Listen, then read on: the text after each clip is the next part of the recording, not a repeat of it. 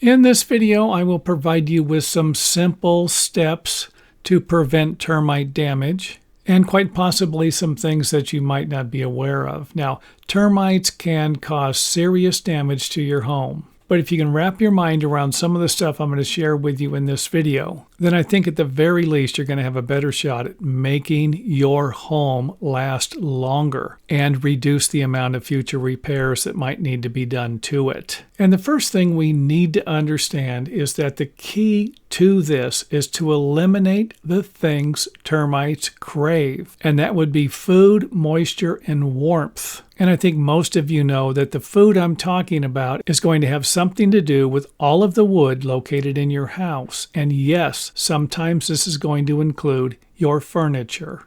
So number one, we're going to have to keep our property clean. This means you're going to have to remove any wood scraps, cardboard, and other cellulose-based debris from around your foundation. Don't let mulch pile up directly against your home.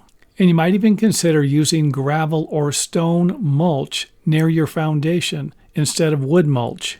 You might even consider relocating a firewood pile that you might have next to your house. That could also be a fire hazard. Something else would be to make sure that you don't have any dead tree stumps or fallen trees within 10 or 15 feet of your property, and 10 or 15 feet might even be too close. I think if it was me, I would like to see at least 200 feet between my house and a dead tree that's going to be attracting termites.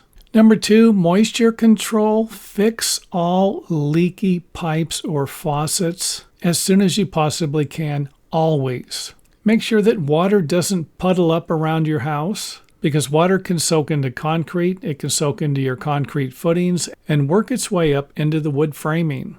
Next up, make sure that you keep your gutters cleaned, because during my career, I fixed a lot of roof damage that was located right above the fascia board.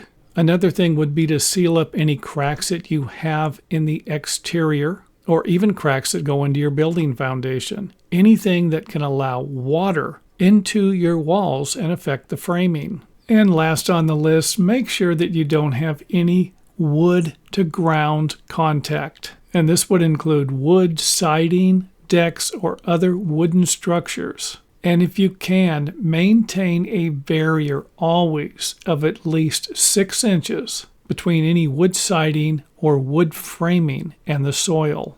And thanks for watching. If you enjoyed the video, let us know by hitting the thumbs up button or letting us know in the comment area.